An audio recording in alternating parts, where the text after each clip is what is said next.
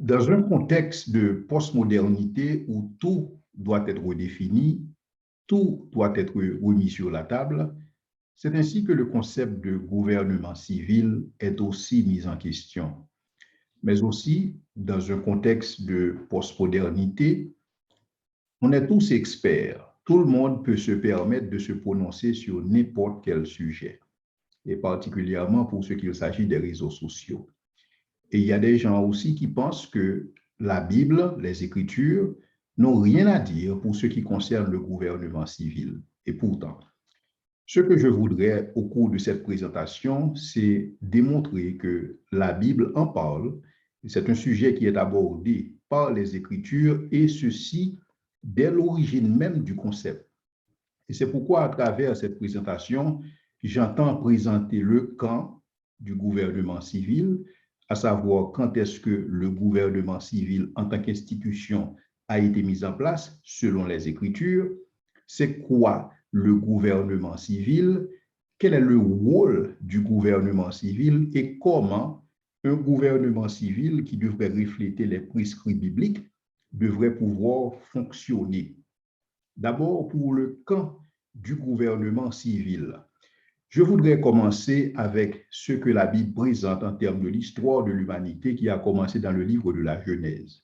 Dieu créa l'homme à son image et à sa ressemblance, ce que les théologiens appellent l'imago Dei. Quand Dieu crée des êtres à son image et à sa ressemblance, Dieu leur fait don de ce que nous appelons le libre arbitre, c'est-à-dire la liberté de choisir. Et particulièrement pour ce qu'il s'agit du couple humain, Adam et Ève, Dieu a fait d'eux ses représentants sur la terre. Et en qualité de représentants, leur rôle, c'était de gérer la création. Et c'est justement la raison pour laquelle Dieu leur a dit de croître, c'est-à-dire de multiplier, d'assujettir et de dominer. Et ce faisant, Dieu a institué une institution qui s'appelle la famille. Donc, c'est la première institution divine établie par Dieu, et ceci avant la chute.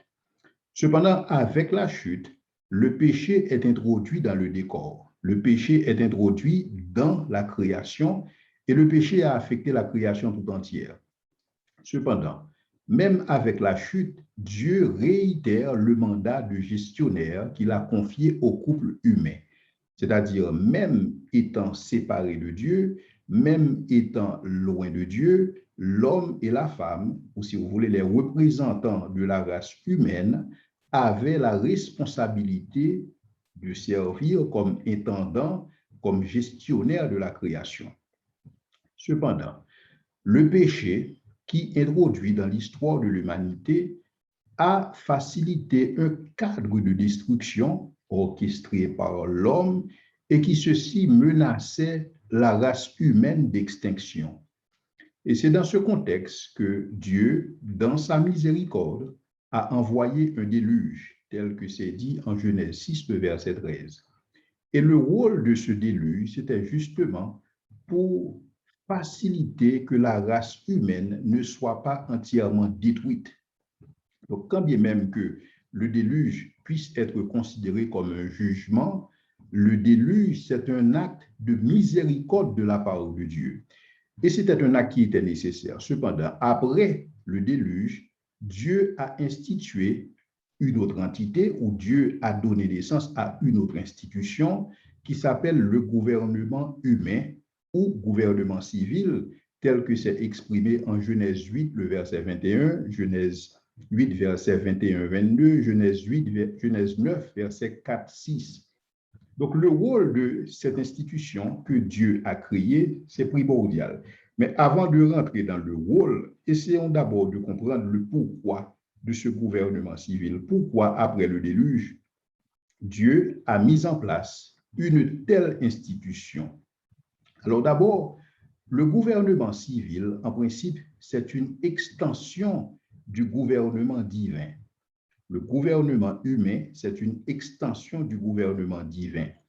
Parce que Dieu n'est pas uniquement celui qui crée, il n'est pas uniquement le créateur, mais Dieu soutient aussi sa création. La création peut se perpétuer uniquement par le support de Dieu, uniquement par l'intervention de Dieu. C'est la doctrine de la prévidence, c'est la providence divine ou la doctrine de la préservation. Donc, dans ce contexte, pour que Dieu puisse réaliser son travail de préservation, son œuvre de providence, Dieu intervient de manière directe. Il gouverne, en tant que souverain, il gouverne l'univers. Mais Dieu intervient aussi de manière indirecte. De manière indirecte, Dieu gouverne à travers les lois de la physique, les lois de la chimie. Dieu gouverne aussi à travers les hommes.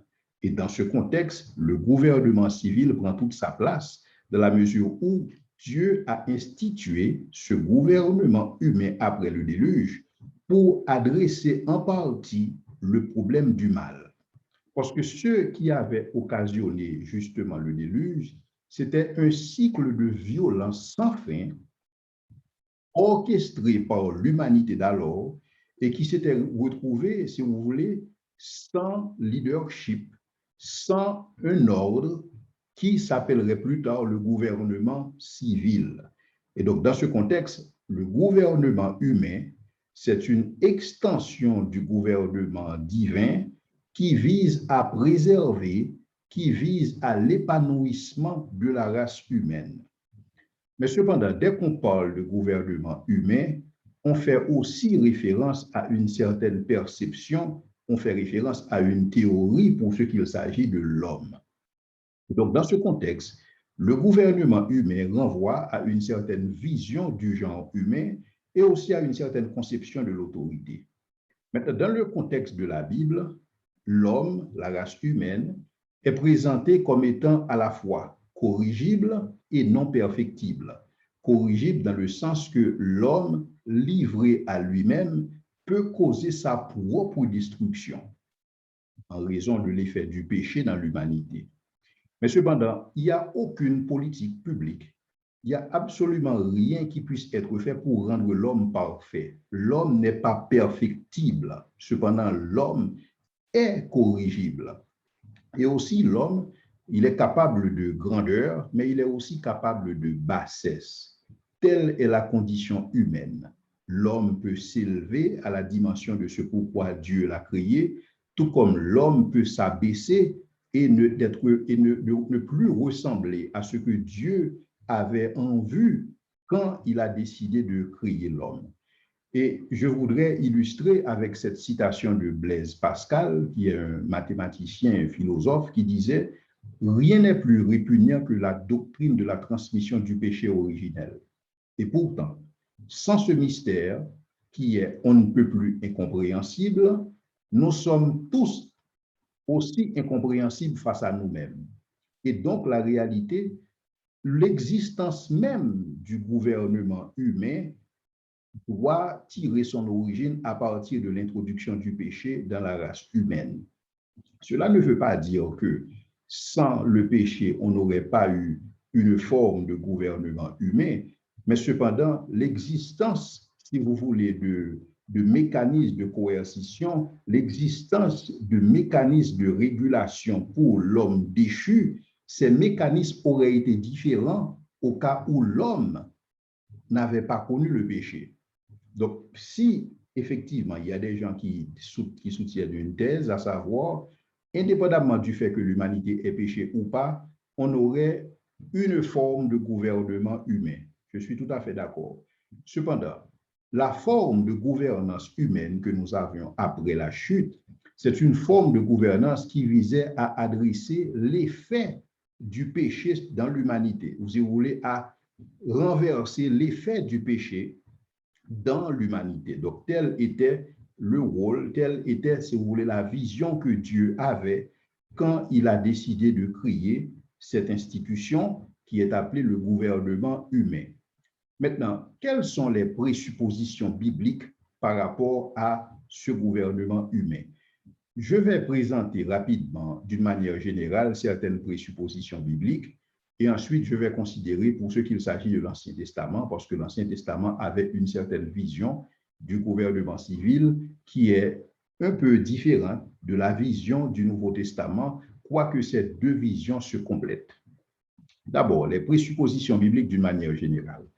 C'est que, indépendamment de la façon dont quelqu'un accède au pouvoir, et que l'accession au pouvoir soit réalisée sous la forme d'une dynastie ou, si vous voulez, sur la base des urnes, la décision venant des urnes, dans un contexte démocratique, toute autorité vient de Dieu. Ça, c'est la présupposition biblique de base. C'est-à-dire, un gouvernement humain ou tout gouvernement humain représente une institution ou un office que Dieu lui-même a mis en œuvre. Et c'est justement ce qui est exprimé en Romains chapitre 13, le verset 1er. Donc, ceci dit, le gouvernement humain n'est pas une fin en soi. Le gouvernement humain n'est pas une finalité. Le gouvernement humain, c'est un instrument, c'est une institution créée par Dieu pour adresser en partie le problème du mal. Donc, sa mission consiste en la protection, sa mission consiste en l'amélioration et à l'épanouissement de la vie humaine, ce qu'on appelle le shalom. Donc, tout gouvernement humain a cette responsabilité première d'assurer le bien-être de tous ceux qui en font partie, ou bien de tous ceux qui font partie d'un État dirigé par un gouvernement humain.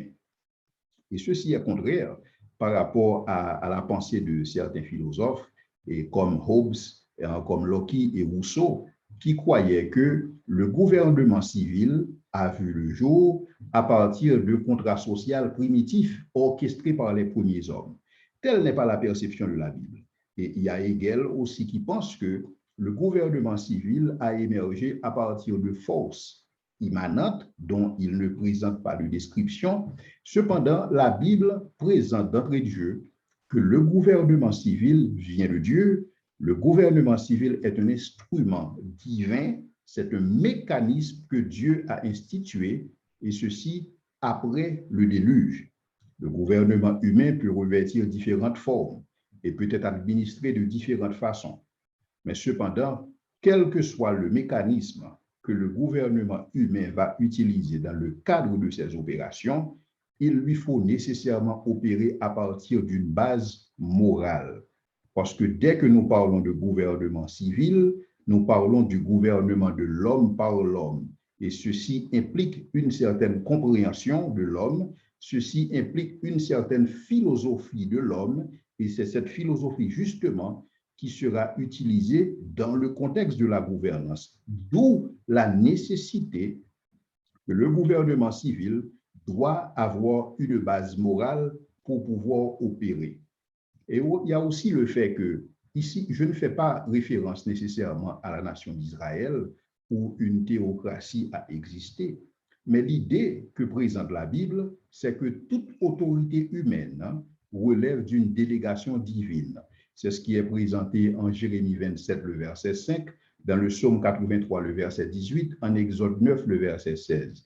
C'est-à-dire, indépendamment de la nation, qu'il s'agisse d'Israël ou autre, toute autorité exercée au niveau de ces nations relève d'une délégation divine. Et c'est pourquoi, justement, dans les Écritures, dans l'Ancien Testament, nous voyons les prophètes non seulement adresser le problème du mal au niveau de la nation d'Israël, mais aussi au niveau des autres nations. Parce que Dieu est le Dieu de toutes les nations. Dieu n'est pas le Dieu de la nation d'Israël uniquement. Dieu, à un certain moment de la durée, avait choisi Israël pour une mission particulière, celle de conduire les autres nations dans la lumière. Cependant, Dieu reste et demeure le juge de toutes les nations, et en tant que juge suprême, c'est lui qui établit et qui renverse les rois. Donc, toute autorité suprême, toute autorité humaine relève d'une délégation divine.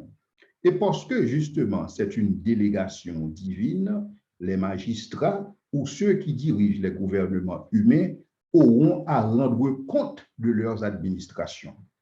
Et c'est pourquoi justement, les magistrats doivent être humbles, les magistrats doivent être sérieux, les magistrats doivent être laborieux, fidèles dans leurs responsabilités, et aussi ils doivent être loyaux vis-à-vis de la vérité et de la justice, tel que c'est exprimé dans le Psaume 75, le verset 7, Job 12, verset 18-25, le Psaume 107, le verset 40, Luc 1er, verset 52, Romains 13, verset 1er. Ceci dit, le choix des dirigeants, c'est un choix spécial. C'est un choix qui requiert de la prudence, c'est un choix qui requiert de la sagesse. Pourquoi?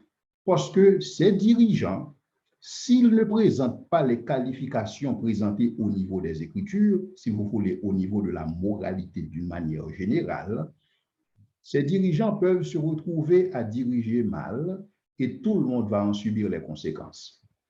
Et aussi, ces magistrats seront rappelés à l'ordre, ces magistrats auront à rendre compte de leurs administrations, car leur administration était en fait une délégation de la part de Dieu. Or, là où il y a délégation, il y a contrôle. Là où il y a délégation, il faut qu'il existe une certaine reddition de comptes.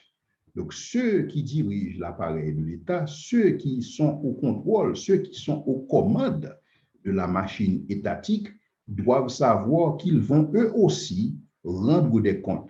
Non seulement il est impérieux qu'ils rendent des comptes à la société civile d'une manière générale, mais il faut aussi qu'ils sachent qu'ils auront à rendre des comptes au juge suprême qui les a établis magistrats ou qui les a mis en position d'autorité pour diriger dans le contexte du gouvernement humain. Cependant, il peut s'avérer que le magistrat échoue dans sa fonction qui consiste à faire régner le droit et la justice. Et quand cela se passe, toute la nation paie les frais.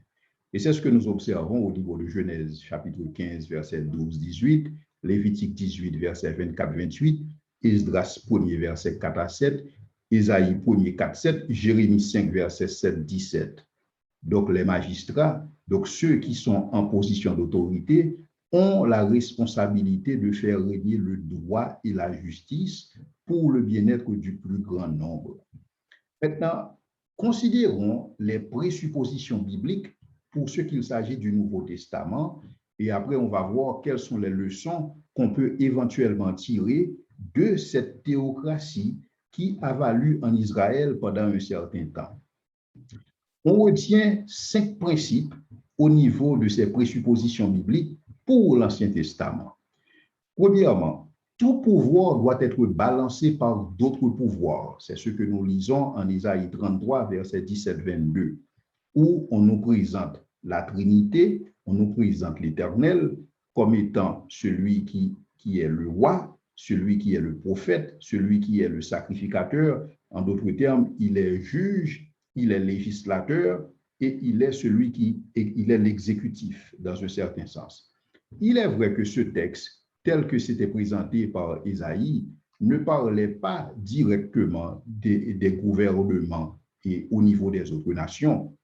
Mais cependant, et pour beaucoup de théologiens, ce texte annonçait déjà les couleurs. Ce texte annonçait déjà le fait que les rôles doivent être balancés, les pouvoirs doivent être balancés. Et c'est pourquoi, justement, en Israël, le roi jouait le rôle de l'exécutif, le prophète jouait le rôle du législateur, le sacrificateur jouait le rôle du judiciaire. Donc, il y avait le roi, qui est l'exécutif, le prophète, le législatif, le sacrificateur, qui est le judiciaire. Donc, ce qui nous présente 3 pouvoirs qui sont carrément balancés. Et donc, ce qu'on observe aussi dans les Écritures, c'est qu'aucun roi, aussi puissant qu'il ait été, ne pouvait prétendre d'assumer ces 3 fonctions, sous peine d'être jugé sévèrement. Cependant, on peut se retrouver dans une situation où un roi est à la fois prophète. Tel est le cas de David. Mais David ne pourrait jamais cumuler ces 3 positions, à savoir roi, prophète et sacrificateur. Il y a uniquement la personne du Messie à qui il est réservé de cumuler ces 3 fonctions. À savoir, il est à la fois le roi des rois, il est à la fois prophète et il est à la fois le sacrificateur par excellence. Uniquement dans le contexte du gouvernement messianique que quelqu'un soit en mesure d'occuper ces 3 fonctions, et cette personne est Jésus-Christ. Cependant, pour ce qu'il s'agit des gouvernements humains, le prescrit biblique ou la présupposition biblique, c'est que ces pouvoirs doivent être nécessairement balancés. Non seulement il faut que ces pouvoirs soient balancés, mais il faut aussi qu'il existe une séparation entre le pouvoir civil et le pouvoir religieux. Et là encore, l'Ancien Testament était avant-gardiste par rapport à ce qui allait se passer plus tard. Il est vrai que quand on considère l'environnement de l'Ancien Testament, là où a évolué l'Ancien Israël, c'était un contexte de théocratie, mais qui présentait certains principes qui étaient d'utilisation universelle, à savoir cette question de séparation de pouvoir, cette séparation de la religion et de l'État.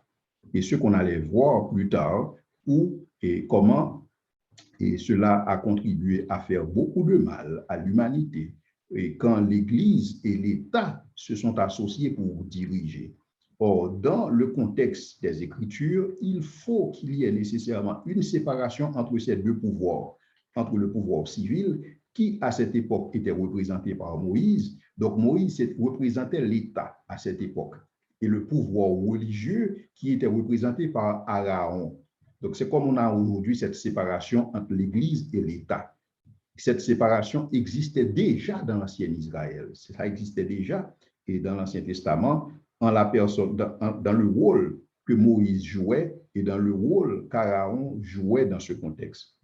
Et aussi, deuxièmement, tout pouvoir doit maintenir l'équilibre entre le droit et la justice. C'est ce qui est exprimé en Jérémie 23, les versets 5-6, Ésaïe 40, versets 9-11. Cet équilibre est carrément nécessaire dans tout gouvernement humain, mais c'est un équilibre qui n'est pas toujours facile à réaliser. D'un côté, il y a les moins nantis, il y a les marginalisés, il y a les masses qui exigent la justice, qui exigent des conditions de vie décentes. Et d'un autre côté, il y a ceux qui sont nantis, qui réclament l'ordre et la justice, qui réclament le droit et l'ordre. Dans un certain sens, ils veulent qu'il y ait une certaine protection et par rapport à leur investissement, par rapport à leurs biens. Et ceci est tout à fait normal. Parce qu'en principe, quand il y a des ordres civils et dans un pays, tout le monde est perdant. Qu'il s'agisse des nantis ou des moins nantis, tout le monde est perdant. Mais cependant, c'est un équilibre que nous avons vu à travers l'histoire de l'humanité qui n'est pas toujours facile à réaliser, l'équilibre entre le droit et la justice. Cependant, c'est un équilibre qui sera parfaitement réalisé au niveau du gouvernement messianique. Troisièmement, tout pouvoir doit assurer l'équilibre entre la liberté et l'ordre de la vie civile, tel que c'est exprimé en Ésaïe 11, les versets 1 à 5. C'est un équilibre nécessaire, à savoir, les gens, les dirigés doivent pouvoir jouir de leur liberté, mais cette liberté doit s'exprimer dans un cadre de responsabilité. Parce que dès qu'il y a liberté, il y a aussi la responsabilité. Et c'est pourquoi souvent on parle de liberté responsable. Et là encore, c'est le rôle de tout gouvernement civil de s'assurer que la liberté existe, que la liberté est promue dans toutes les fonctions, dans tous les rôles au niveau de ce qu'exercent les citoyens, mais aussi que l'ordre civil puisse être maintenu en sorte que quelqu'un ne se retrouve pas à faire ce qu'il veut, parce que tout ça va créer un contexte de chaos. Quatrièmement, tout pouvoir doit être dirigé par les meilleures personnes disponibles. Et ça, c'est un point essentiel, tel que c'est exprimé en Daniel chapitre 7, le verset 17-18, le verset 17-18, Daniel chapitre 7, versets 21, 22, 23 et 27. En principe, il n'est pas donné à tout le monde de diriger. Diriger requiert de la sagesse, diriger requiert de l'intelligence, diriger requiert certaines compétences. Et c'est pourquoi, dans les Écritures, nous voyons que pour que quelqu'un puisse accéder à une certaine position d'autorité, cette personne devrait être moralement, intellectuellement et spirituellement compétente. Telles étaient les qualités pour occuper une fonction dans les temps anciens, particulièrement pour ce qu'il s'agit de l'ancien Israël. Il fallait que toute personne qui manifeste une certaine volonté d'occuper une fonction d'autorité, cette personne devrait être moralement compétente, spirituellement compétente et intellectuellement compétente. Donc, il fallait que cette personne possède certaines qualités. Et en l'absence de cette qualité, cette personne n'était pas apte à diriger. Donc, dans un certain sens, il faut que la personne qui aspire à diriger puisse être crédible. Or, la crédibilité, c'est un concept qu'on ne comprend pas trop bien. Souvent, il y a des gens qui disent que votez pour moi parce que je suis quelqu'un de crédible et voici ce que je vais faire pour vous. Or, en réalité, la crédibilité n'est pas un concept qui fait référence au futur, mais c'est un concept qui fait référence plutôt au passé. C'est-à-dire, je suis crédible en fonction de ce que j'ai fait. Je suis crédible en fonction de mon track record. Je suis crédible en fonction de ce que j'ai réalisé par le passé. Et sur cette base, voici ce que je me propose de faire. Donc, vous pouvez croire en moi parce que voici ce que j'ai fait. Et c'est comme on dit dans le Nouveau Testament, celui qui est fidèle dans les petites choses l'est aussi dans les grandes. Vous aviez été fidèle dans peu de choses, alors je vais vous confier beaucoup de choses. Être fidèle dans les petites choses veut dire tout simplement être crédible. C'est-à-dire, vous avez exercé vos responsabilités, vous avez délivré la marchandise et sur cette base, vous avez une certaine crédibilité et maintenant, vous pouvez aspirer à une position d'autorité supérieure. Telle est la présupposition biblique pour ce qu'il s'agit des gens et qui veulent exercer une certaine autorité. Donc déjà, vous pouvez voir que la Bible anticipe le fait que les citoyens doivent choisir judicieusement. On ne choisit pas au hasard, on ne choisit pas n'importe qui pour devenir dirigeant. C'est un choix qui implique des conséquences et des conséquences même cosmiques. C'est un choix difficile, c'est un choix important, c'est un choix significatif qui demande de la sagesse. Cinquièmement, le pouvoir, tel que c'est conçu au niveau de l'ancien Israël, le pouvoir doit être local et non central. Quoi qu'il existait à cette époque une structure qu'on pourrait qualifier de structure fédérale. C'est ce qui est exprimé en Deutéronome 1er, le verset 13, Deutéronome 1er, verset 17, Deutéronome 1er, verset 8 à 11, Exode 18, verset 13 à 27, Nombre 11, verset 16 à 17. Ce que nous observons dans le contexte de l'ancien Israël, c'est qu'il y avait des tribus et chacun des tribus, les 12 tribus d'Israël, chacun de ces tribus avait une certaine responsabilité au niveau du gouvernement civil. Il est vrai qu'il existait, on peut dire que Moïse jouait un rôle fédérateur dans ce contexte quand il existait, quand il était en fonction. Mais cependant, la réalité, c'est que aucune tribu ne devrait avoir plus de pouvoir que d'autres. Parce qu'à cette époque, le pouvoir était conçu de manière locale et non de manière centralisée. Et ça, je pense que c'est une innovation au niveau de la nation d'Israël, déjà pour annoncer les couleurs, pour annoncer la justesse pour une nation d'avoir un pouvoir local au lieu d'un pouvoir central qui, quand le pouvoir central n'arrive pas à délivrer la marchandise, c'est le pays qui souffre dans son entièreté. Donc ça fait partie des prescrits bibliques pour ce qu'il s'agit du gouvernement humain. Maintenant, quelles sont les leçons qu'on peut tirer de cette théocratie dans l'histoire d'Israël? Nous pouvons retenir 5 leçons de la théocratie d'Israël. Il est vrai qu'aujourd'hui, nous ne sommes pas dans une théocratie et à un certain moment de la durée aussi, Israël avait laissé cette question de théocratie. Ça dépend des rois et qui siégeaient. Par exemple, dans le contexte de David, c'était une théocratie parce que Dieu a donné le trône à David et David a remis le trône à Dieu. Donc, c'était une théocratie de fait pour ce qu'il s'agit de David. Cependant, dans la théocratie que nous avons vue au niveau des prescrits bibliques, il y a des leçons qui peuvent être retenues. Et là, je voudrais insister sur 5 leçons. La première leçon, c'est la séparation des pouvoirs, non seulement la séparation des pouvoirs pour ce qu'il s'agit du pouvoir exécutif, du pouvoir législatif et du pouvoir judiciaire.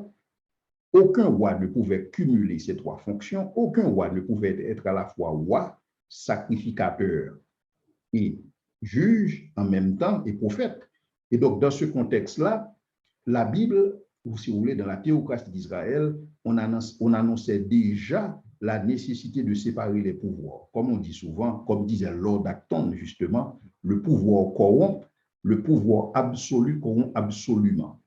Donc, pour éviter que le pouvoir ne soit pas concentré entre les mains d'un petit groupe au détriment de la majorité, donc il fallait que le pouvoir soit contrebalancé. Et le pouvoir en Israël était contrebalancé entre le roi, le prophète et le sacrificateur. Non seulement il y avait cette séparation au niveau des pouvoirs, mais il y avait aussi une séparation au niveau du pouvoir civil et du pouvoir religieux. Le pouvoir civil était représenté par Moïse, le pouvoir religieux était représenté par Aaron.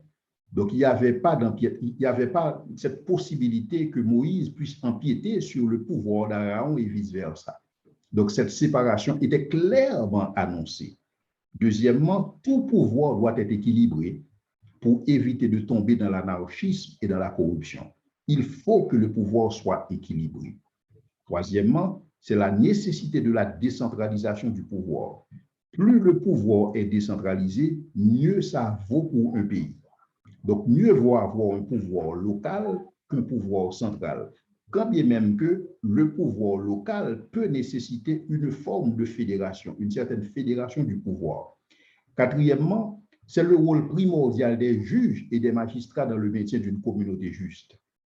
Les juges avaient compris qu'ils étaient assignés par Dieu, les juges et les magistrats, c'est-à-dire ceux qui étaient en position d'autorité. Ils avaient compris qu'ils sont placés en position d'autorité, mais eux-mêmes ont à leur tête une autorité suprême qui est Dieu. Et à Dieu, ils doivent rendre des comptes.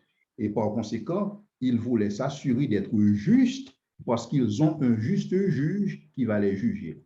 Et donc, d'où ce focus, d'où cette focalisation, d'où cette emphase et que nous avons vu au niveau de l'ancien Israël pour ce qu'il s'agit du rôle primordial que les juges ou les magistrats jouaient dans le sens à maintenir une communauté juste. Cinquièmement, c'est le fait que dans cette théocratie en Israël, on a vu que la recherche du bien commun était comme un sport national, c'était une affaire nationale. Et ceci, c'était justement pour minimiser les inégalités sociales et maximiser le bien-être collectif, ce que nous appelons le shalom. Et c'est justement dans ce contexte de théocratie qu'il y avait des lois qui interdisaient qu'une tribu soit dépossédée de ses terres. On n'allait pas retrouver une tribu en Israël qui ne possède pas de terre, d'une part. Ça, c'est au niveau des tribus. Mais aussi, c'est encouragé au niveau des citoyens. Un citoyen devait pouvoir posséder une part de terre pour pouvoir s'occuper, pour pouvoir prendre soin de sa famille. Cependant, s'il arrivait qu'un citoyen ne posséderait pas de terre pour une raison quelconque, soit qu'il a vendu sa propriété, donc ce citoyen-là pourrait récolter dans le champ d'un autre qui, lui, quand il fait sa récolte, doit laisser une partie sans la toucher, justement pour ceux qui n'ont pas les moyens. Donc, l'idée, c'était de s'assurer qu'au niveau de cette société, personne n'allait crever de faim. Tout le monde allait pouvoir manger à sa faim. Donc, il est vrai que pour ce qu'il s'agit de la pauvreté, ça a toujours été aussi une question d'initiative personnelle, une question de démarche personnelle. Cependant, il y avait des lois qui empêchaient, il y avait, si vous voulez, comme un filet, comme une soupape de sécurité pour empêcher que les gens ne tombent entre les mailles du filet et se retrouvent dans une situation de pauvreté abjecte. Et c'est pourquoi tout Israël était concerné par cette question. Donc, ce n'était pas uniquement l'affaire des dirigeants, mais c'était aussi l'affaire des dirigés. Donc, une société plus juste et prospère était la responsabilité de tout un chacun. Donc, telle est la leçon, ou la cinquième leçon que nous retenons dans la théocratie au niveau de l'ancien Israël. Et je pense que ce sont des leçons qui sont carrément applicables aujourd'hui. Il est vrai que nous ne sommes plus dans ce contexte de théocratie, mais ces leçons-là ont toutes leur importance. Maintenant, quelles sont les présuppositions bibliques pour ce qu'il s'agit du Nouveau Testament? Parce que certains pourraient dire que, en principe, l'Ancien Testament ne s'y est plus pour aujourd'hui, ce qui serait une erreur dans un certain sens, parce que et l'Ancien Testament et le Nouveau Testament se complètent les uns les autres, en sorte que quelqu'un qui lit uniquement l'Ancien Testament va se dire maintenant, quelle est la suite de ce livre? Et quelqu'un qui lirait uniquement le Nouveau Testament va dire où se trouve le début du livre. Donc, ces deux livres se complètent. Cependant, il y a une perception beaucoup plus, et si vous voulez, moderne, et pour ce qu'il s'agit du gouvernement civil, au niveau du Nouveau Testament. Pourquoi? Parce que dans l'Ancien Testament et dans le contexte de l'Ancien Israël, on parlait d'une théocratie. Mais dès que nous rentrons dans le Nouveau Testament, nous ne sommes plus dans une théocratie, nous sommes toujours en Israël, mais dominés par l'Empire romain. Donc, il y a des dirigeants que Israël n'a pas nécessairement mis en place. Donc, Israël a été conquis par les Romains, en fait, tel que c'est le cas pour la plupart des nations qui entouraient Israël. Donc là, Israël s'était retrouvé face à un gouvernement civil qui ne reflétait pas nécessairement les prescrits bibliques que je viens d'évoquer pour ce qu'il s'agit d'une théocratie.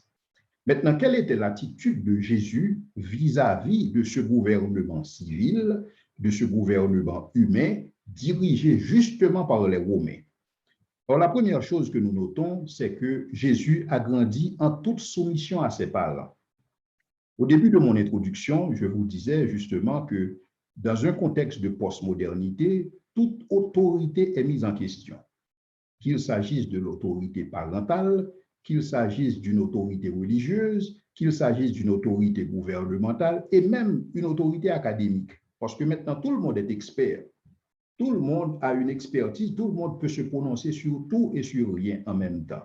Et c'est ce que facilitent les réseaux sociaux. Maintenant, puisque toute autorité est questionnée actuellement, il n'y a pas une autorité qui ne soit pas mise en compte. Et là, récemment, je lisais un article qui présentait comment certains gouvernements sont carrément, en fait, l'autorité de certains gouvernements sont carrément défiées, et ceci à travers le monde entier. On a l'impression que c'est un mouvement mondial qui est en train d'opérer parce que tout simplement, c'est le lot de la postmodernité. Dès que nous rentrons dans la postmodernité, on doit s'attendre à ce que tout doit être redéfini et tout est une question maintenant d'interprétation. Cependant, Jésus-Christ lui-même, il a obéi, il a grandi en toute soumission à ses parents, tel que c'est exprimé en Luc 2, le verset 51, par rapport à ce qui était déjà annoncé en Deutéronome 21, verset 18 à 21. Non seulement Jésus était soumis à ses parents, mais Jésus était soumis aux lois morales, et tel que c'est exprimé en 1 Pierre 2, le verset 13, verset 14, verset 17. Non seulement Jésus-Christ était soumis aux lois morales, mais Jésus-Christ a demandé à ses disciples de faire autant, tel que c'est exprimé en Matthieu 23, verset 2, 4. Non seulement Jésus-Christ était soumis aux autorités morales, si vous voulez, aux autorités religieuses, mais Jésus-Christ était soumis à l'autorité civile, au gouvernement civil. Dans le contexte que Jésus-Christ, il a payé ses impôts. Il a dit, donnez à César ce qui est à César, et à Dieu ce qui est à Dieu. Donc, nous voyons Jésus obéir aux autorités civiles. Et les autorités civiles du temps de Jésus, c'était Pilate et c'était Hérode Antipas. Jésus savait que Pilate et Hérode Antipas allaient jouer un rôle dans son exécution personnelle. Il le savait. Mais en tant que Dieu, Jésus a la préscience, il savait ce qui allait se passer. Quand bien même que Jésus était en connaissance de ce que Pilate et Hérode allait faire dans le contexte de son exécution, mais ça ne l'empêchait pas d'être soumis aux autorités civiles. Il a payé ses impôts et il a dit de donner à César ce qui est à César. César ici serait le gouvernement civil. Mais cependant, Jésus a aussi dit de donner à Dieu ce qui est à Dieu. C'est-à-dire de savoir effectivement s'il existe des autorités civiles, il existe une autorité suprême. Et qu'on doit donner à César uniquement ce qui est à César, et on ne doit pas donner à César ce qui revient à Dieu. Donc cette séparation-là encore est clairement établie entre le gouvernement, entre le pouvoir civil et le pouvoir religieux. Toujours encore de la pensée de Jésus pour reprendre les prescrits bibliques que nous avions vus pour ce qu'il s'agit de l'Ancien Testament. Cependant, si nous voyons Jésus être soumis aux autorités civiles, nous voyons Jésus aussi condamner les dérives des autorités civiles, telles que c'est exprimé en Matthieu 23, verset 13 à 29, Matthieu 20, verset 25.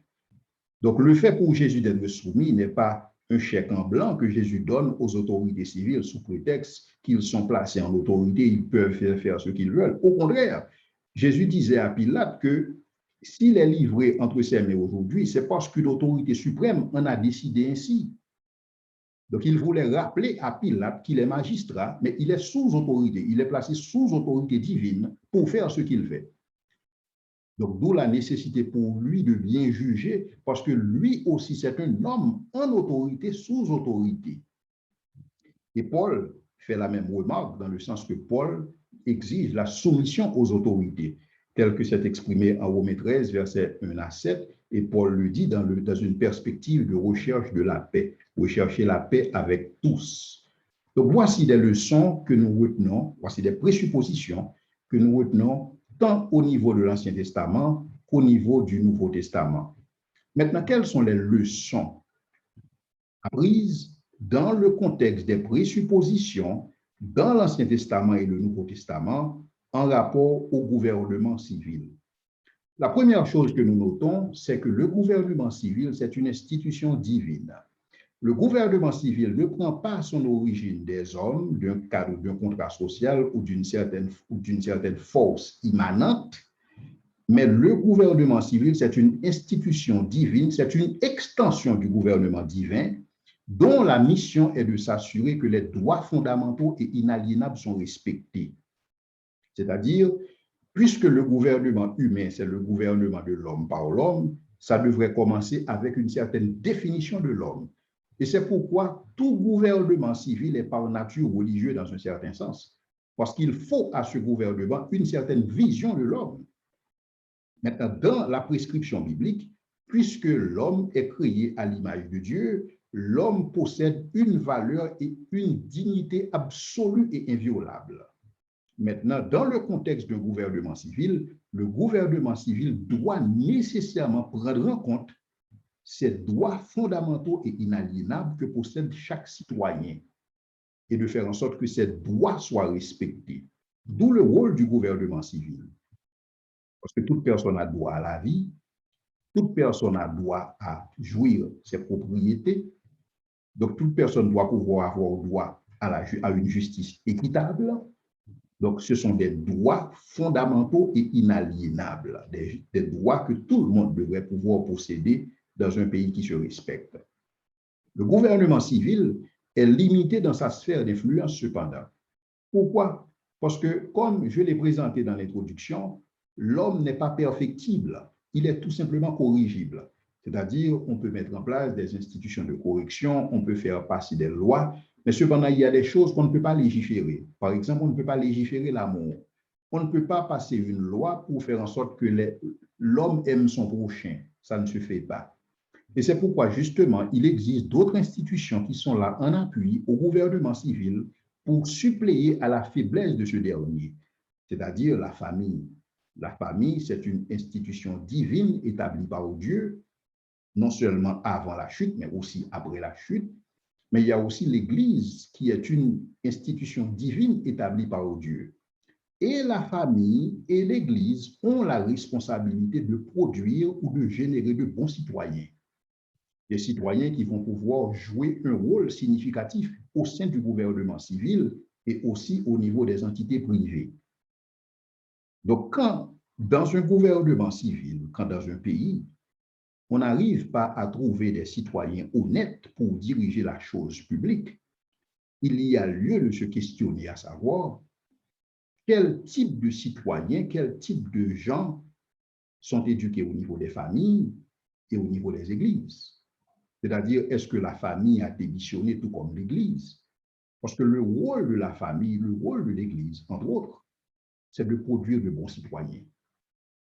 Et pour ce faire, la famille utilise comme instrument, si vous voulez l'exemple, c'est pourquoi les pères et mères de famille doivent s'assurer pour être de bons exemples pour leurs enfants.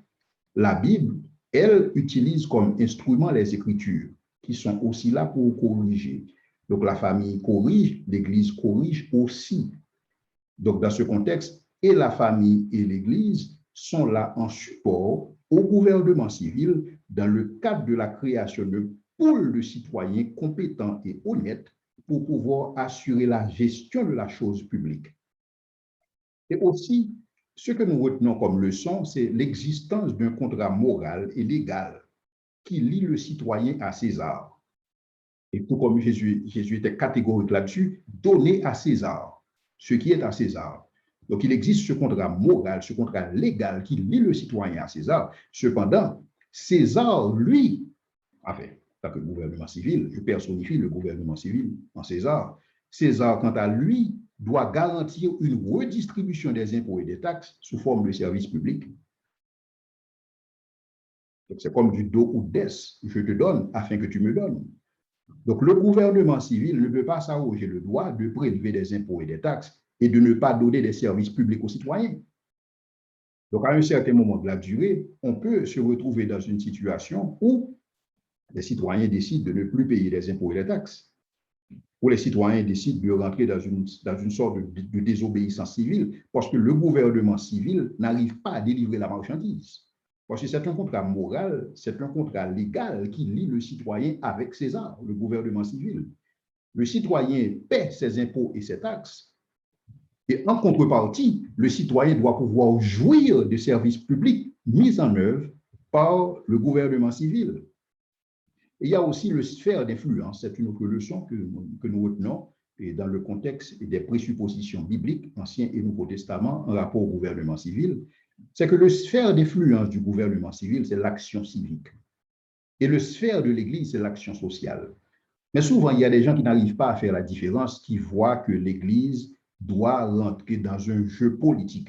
L'Église est une institution apolitique.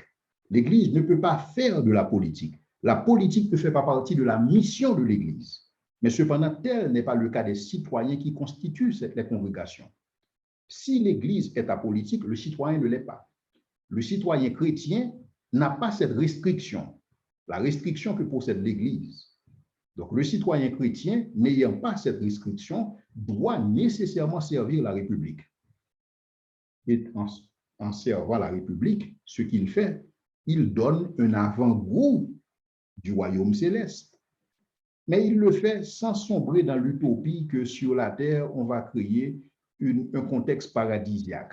On va créer un Éden terrestre. Non. Il va exister un gouvernement messianique qui va pouvoir balancer l'ordre et la justice, le droit et la justice, qui va pouvoir balancer la liberté et la responsabilité, qui va pouvoir balancer ces choses. Et c'est pourquoi justement il y a ce royaume à venir que Dieu promet à ceux qui croient en lui. Mais il est important pour nous d'établir la différence parce que souvent on dit que l'Église ne fait pas ci, l'Église ne fait pas ça. Et ceci, on veut parler dans un contexte politique. L'Église n'a pas de responsabilité politique. Et cependant, ces citoyens, enfin les chrétiens, membres de l'Église, ont la responsabilité de servir leur patrie. Et ceci pour vous donner un avant-goût du shalom et que le Seigneur promet. L'Église a sa mission. Quant à elle, sa mission, c'est une mission prophétique. La mission de l'Église, c'est justement de promouvoir, c'est la grande commission d'une part, mais entre la grande commission, il y a le fait que l'Église doit promouvoir les valeurs judéo-chrétiennes. Et ces valeurs sont utiles pour toute nation.